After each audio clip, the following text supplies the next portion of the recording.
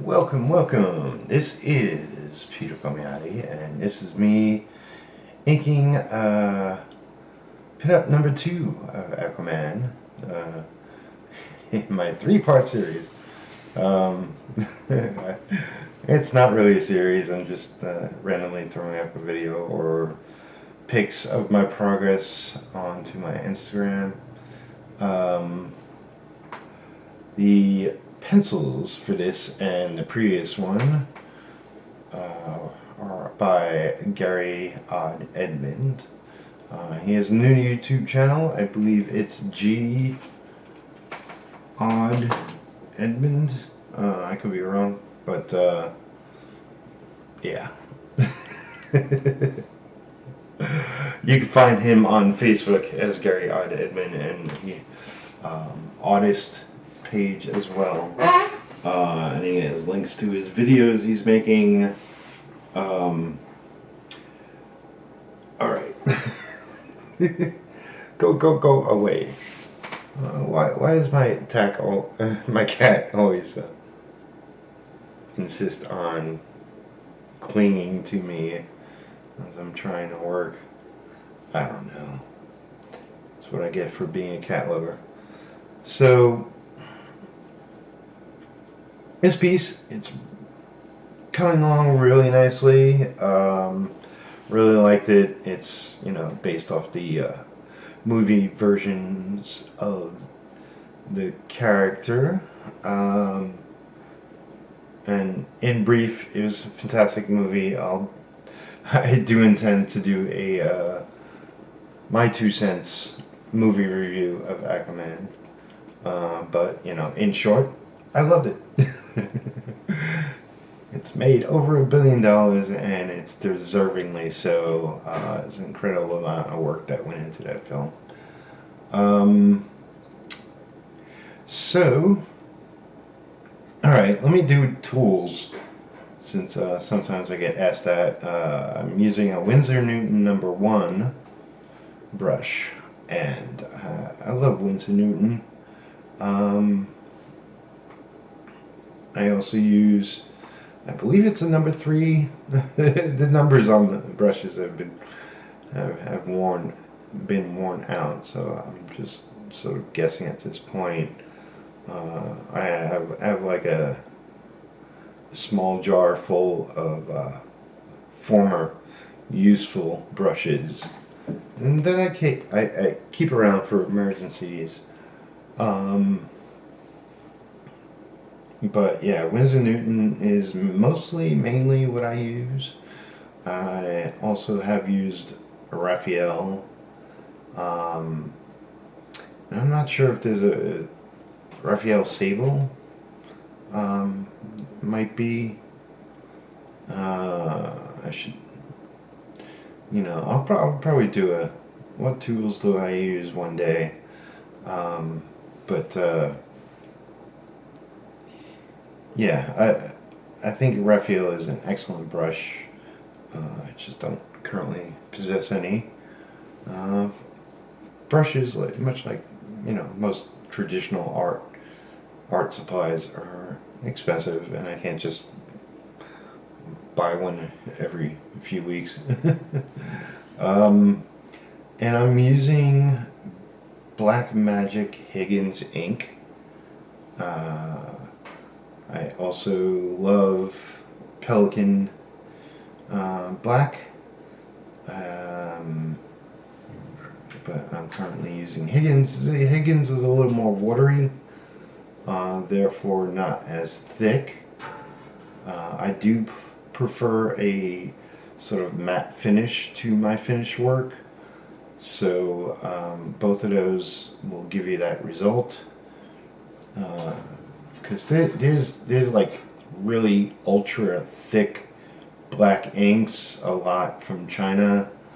I really don't like, because they're shiny, and I don't like my inks to be shiny when I lay them down. It looks cheap. I don't know, it looks gross. Don't use shiny inks, folks. It's the devil. So yeah, really had a lot of fun working on this piece thus far. And I wanted to get into a little Aquaman history with me and this man, this mutant, this sub, subterranean, no, underwater character. He's not subterranean, although you know sometimes he goes into tunnels and stuff, caves, whatnot. Um, yeah, I swear. I cannot wait until I get my own studio space outside of my living room. Because these cats drive me nuts when I'm trying to get things done. So, anyway, back in the mid 90s, I worked on Aquaman. For those that don't know,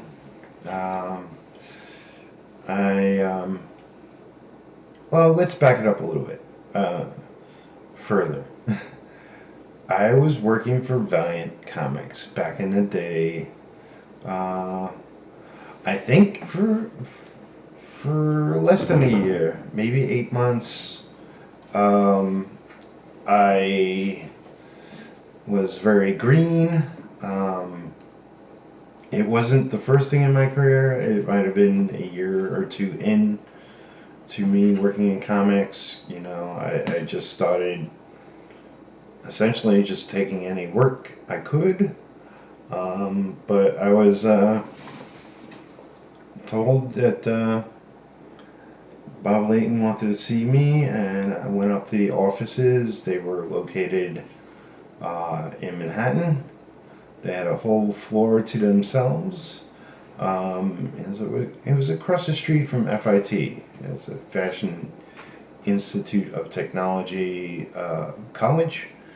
And for anybody who knows the area, so, you know, kind of south of 34th Street and all that jazz, Macy's, and yeah, a little further on, or a little further up, more uptown is Times Square. So everybody knows Times Square. But yeah, I was impressed with the location. I went into the offices, met with Bob Layton. And he almost kind of didn't say anything. From my memory of it, I was just in shock and awe that I was up in the offices and potentially getting a job in it. And it was a short conversation, I remember that much. He pulled out a page of pencils from the air. From somewhere, from some stack, I don't know, and said, "Okay, there's a desk over there.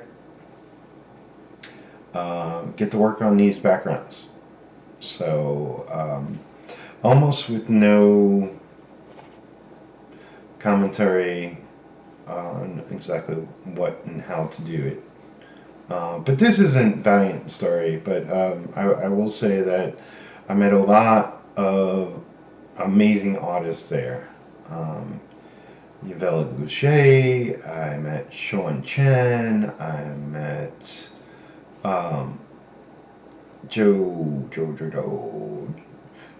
St. Pierre. I mean, it was a ton of artists there. And so I grabbed the art table, I took out my tools, I proceeded to ink the backgrounds on the page, and you know, day after day and after day after day, I did that, and you know, I sort of got to know the people around me. The amazing thing about Valiant was that it was everybody in the office. It was writers, editors, inkers, pencilers, colorists, production, yeah, everybody from top to bottom of making comics. And Jim Calfury was there, and we struck up a friendship. You know, I talked to him a lot while I was there. He spoke of his interest to, in what I was doing, besides what I was doing in the office. And I said, I was inking some comics in the evenings and weekends while working at Valiant was strictly 9 to 5. And I showed him some books I was working on, and I distinctly remember one of them being Razor. Inked a bunch of issues of Razor, even inked sort of the first Razor annual that had Razor meets She, Billy Tucci's character, so I got to ink a couple of pages over Billy. That was like one of two times I inked a Gambit cover for Marvel for something over Billy's pencils. Anyway, so yeah, I told him and showed him what I was up to, and he saw my progress. He saw me getting better as an inker, and in the whole time that I worked at Valiant, I never officially got the opportunity to do full inks. I kind of snuck a page past Bob Layton, which I've told this story on my channel before, so I won't get into it. But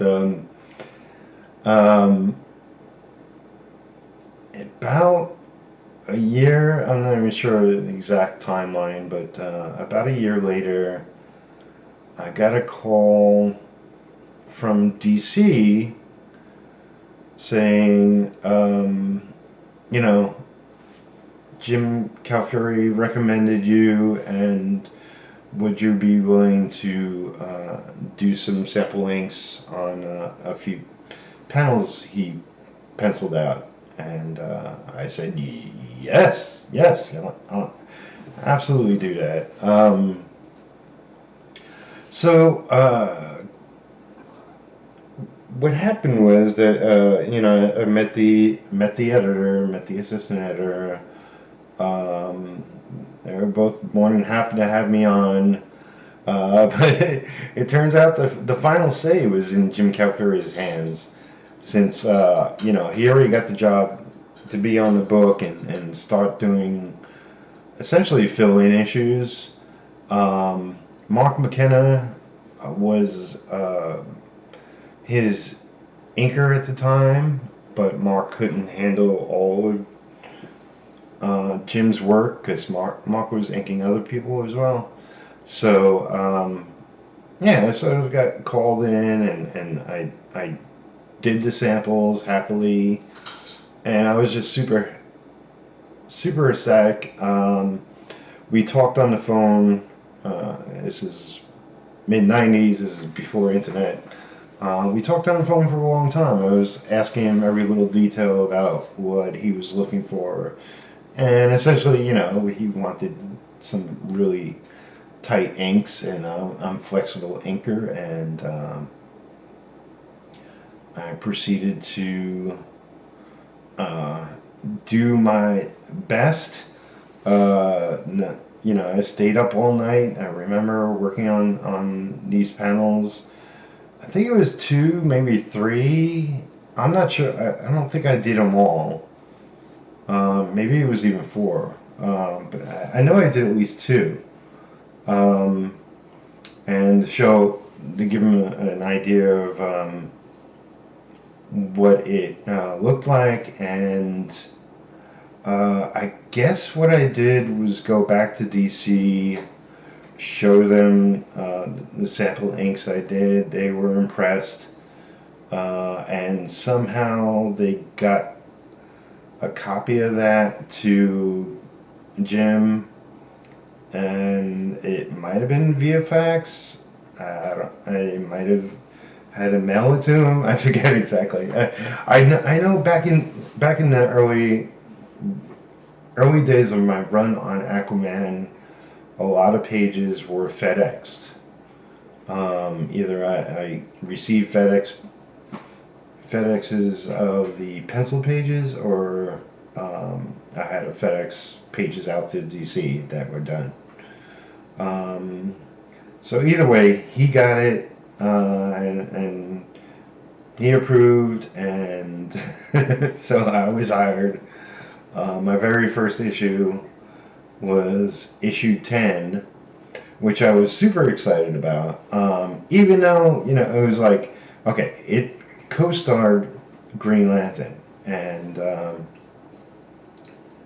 now mind you, like, everybody made fun of Aquaman, and it kind of made me laugh, like the fact that, hey, potentially I'd be working on Aquaman.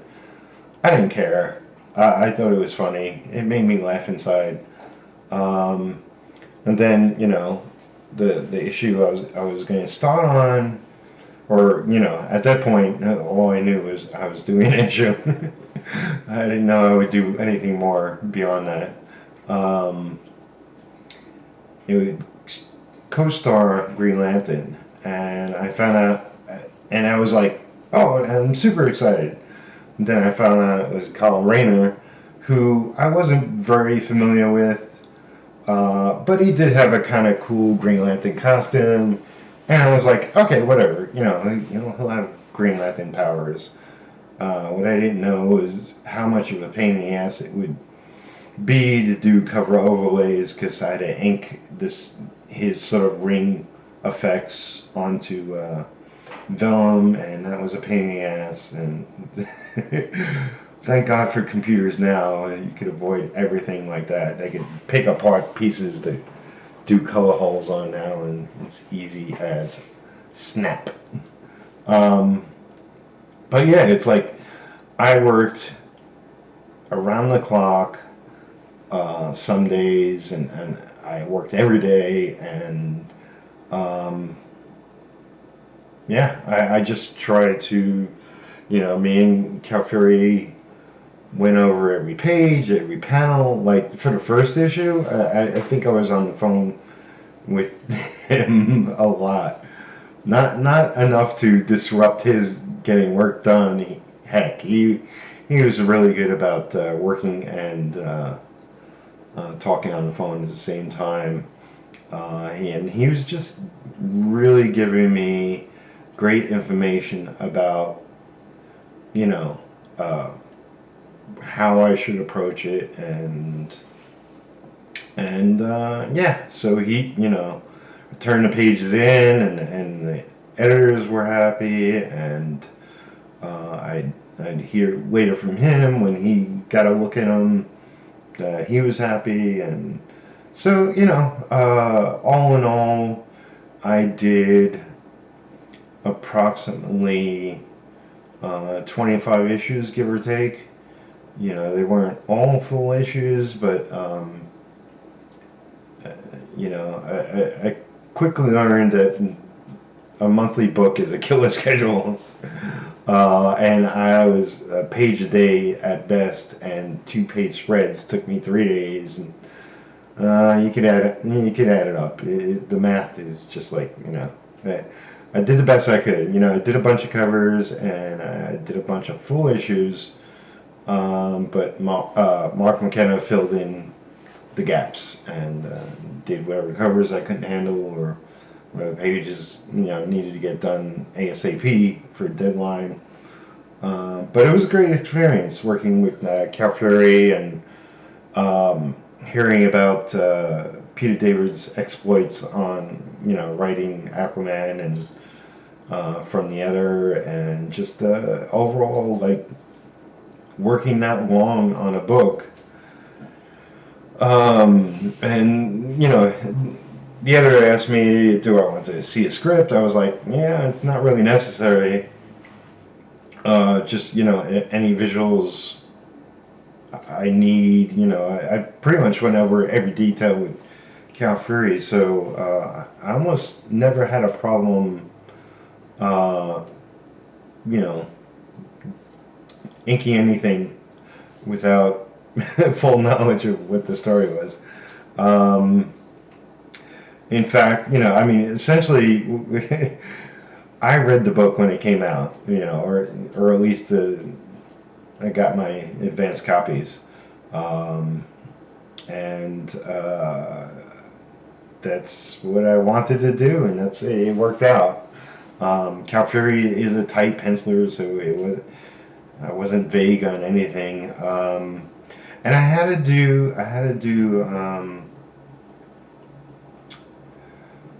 replacement panels because at some point there was either a dream sequence or a future different dimension possible sequence or some kind of thing. I forget exactly, but where the characters have different outfits, and so Aquaman looked different, or one other character. It wasn't a lot of panels, but it had to ink additional panels so they can patchwork it into the original page artwork and print it out that way. I don't even remember if they actually glued the panels to the page or they just did it in the editing process, but however they did, production process.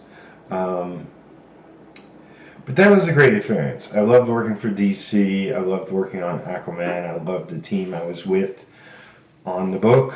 And of course, it was during the Hook days. For those that don't remember, and the Beard days, and which inspired his movie look. So that was exciting for me to go see the movie and all that. I don't believe, I stayed and watched most of the credits. I don't believe my name is anywhere in the movie. It's kind of like, what movie? Was it Spider-Man Into the Spider-Verse? Or some recent superhero movie listed all, not all the creators, but most of the creators on the run of the character. I forget exactly. Was it Captain Marvel? I forget. But, yeah.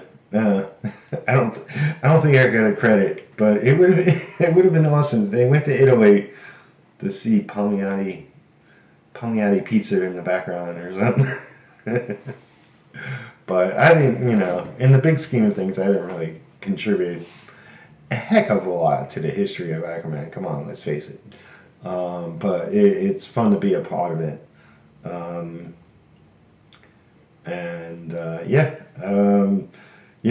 Other than little bits here and there, I think I did some toy or something related inks for DC. I don't know. I really didn't get anything above and beyond that. I did work for Marvel after my run on Aquaman and was there, give or take, for maybe 5 years. I got some other. Valiant went through different variations, like company direction and who owns it and yada yada yada. When Acclaim owned it, I did a Marines miniseries, and that was me and Cal Fury again. It came out gorgeous. I really didn't care about the story, and apparently nobody else did.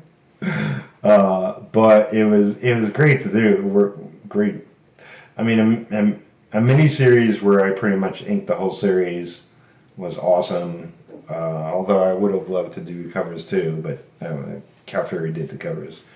So I worked on a lot of very different things for Marvel, and maybe I'll go into that again someday soon down the line. But definitely loved working on Aquaman, and so glad that he made a bundle in the movies. The character is really a cool character, and like I generally always say, it's how you write him. I mean, Superman's an awesome character, but he doesn't always get written well. In most cases, he doesn't get written well. Uh, you know, everybody says, "Oh, Batman, Batman, Batman," but you know, I think Superman's a much more fantastic character. But you know, I have a love for Aquaman that will never leave. Um, so yeah, that's my history of working on Aquaman, and working at DC. You know, now what am I up to? I'm up to trying to build my own company. I have what will sort of be the main title of the company, a superhero called Retro, or perhaps I should say Metahuman, since Marvel and DC own superhero copyright, the name. And yeah, I hope to get that kickstarted in a month. We'll see. I'm juggling a lot. I'm doing a lot more videos.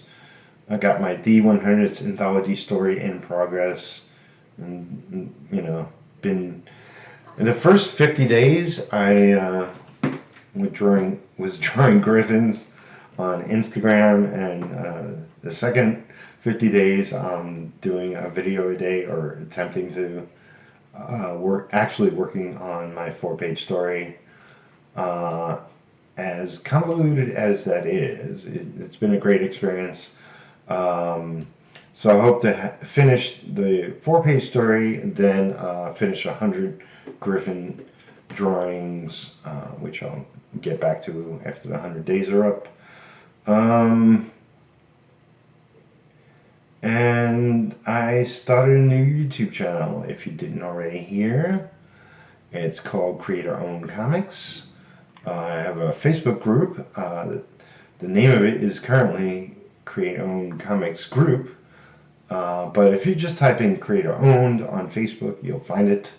But I have a lot of links below to retro and other comics. Yeah, a lot of things going into production this year that I'm very, very, very excited about, and lots of friends of artistic nature want to help me out and work on books, and I got a lot of writing to do. So I hope you all follow along on my channel. Please like this video, share it with your friends. The more it gets out there, the more it gets liked, the more it gets seen, the faster I can grow my channel. So you know, it's like I can actually make pennies and dimes and nickels on these videos one day once I pass 1,000 subscribers, and it's growing faster than it was, you know, even a couple weeks ago. But I need all the support and shares and love that I can get. You know, I'm trying to build something much bigger than just myself. It's always been a dream to work with friends on comics ongoing.